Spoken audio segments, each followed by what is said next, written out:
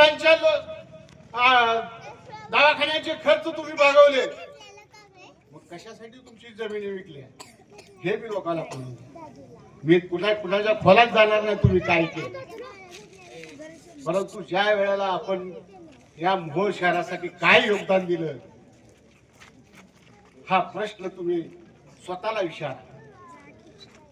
आणि म्हणून मी आपल्याला एवढीच या भागातला विनंती करतो की महाराष्ट्रातली ओबीसीची जबाबदारी या रमेशजी बारसकर होती.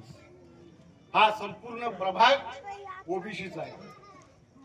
मग या ओबीसी समाजाच्या साठी जर महाराष्ट्रात जर बुलंद आवाज म्हणून जर आपली तोप त्या ठिकाणी जात असेल तर असा कार्यकर्ता आपण ग्रामपंचायत मध्ये नगर परिषदेच्या निवडणुकीमध्ये मागे ठेवून चालणार नाही. या महाराष्ट्रात या मोहोळ शहरामध्ये एकही रमेश बारसकरच्या तोडीचा मला कार्यकर्ता तुम्ही दाखवा. एकही नेता तुम्ही मला रमेश बारसकरच्या तोडीचा दाखवा की ज्या कार्यकर्त्याचे या वयात महाराष्ट्राच्या मंत्रिमंडळात कमीत कमी डझनभर मंत्री ज्याचे रमेश बारसकर म्हणून ज्यांची ओळख आहे असा जर कुठला दुसरा कार्यकर्ता या मोहोळ शहरात असेल तो फक्त रमेश बारसकर आहे.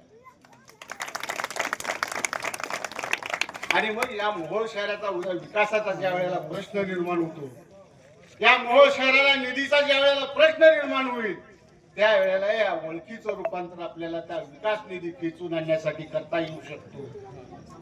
मग मला सांगा या थोडीचा नेता कोण मोहोळ शहरामध्ये आहे?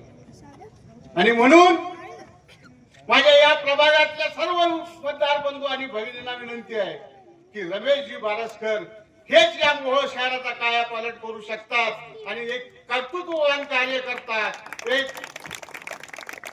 आपल्या भागातला तुमच्या घरातला कार्यकर्ता की जो प्रत्येक आज मी अनेक ठिकाणी फिरून मी स्वतः स्वतंत्र सगळ्या प्रत्येक वार्डात घरोघरी बऱ्याच ठिकाणी जाऊन आलो.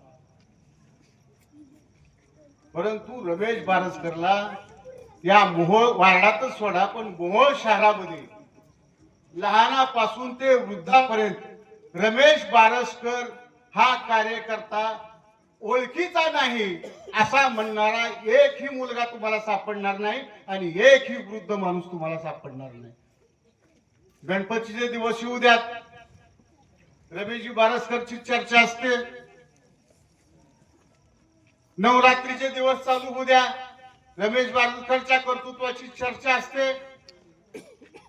अनेक कुठले उत्सव जर या ठिकाणी मोहोळ मध्ये चांगल्या चांगल्या पद्धतीचे जर कुणी राबवले असतील, गोकुळ अष्टमी असेल,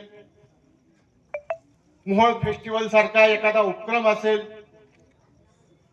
जर हे सगळं जर या मोहोळकरांना देण्याचं जर दानव जर कुणामध्ये असेल ती रमेशजी पशी आहे. आणि म्हणून हा रमेशजी बारसकर या मोहोळ शहराचं नेतृत्व तर करणारच आहे, परंतु या भागाच्या कार्यकर्त्यांची या भागातल्या मतदारांची जबाबदारी आहे की हा आमचा स्वाभिमान आहे, हा आमचा विकास हाच कार्यकर्ता करू शकतो. ही खुणगाठ आपल्यामध्ये बांधून आपण उद्याच्या निवडणुकीमध्ये रमेशजी बारसकर यांना प्रचंड बहुमताने विजयी करा एवढीच अपेक्षा मी या ठिकाणी व्यक्त करतो आणि माझी जाणीव घेतो. जय हिंद, जय महाराष्ट्र.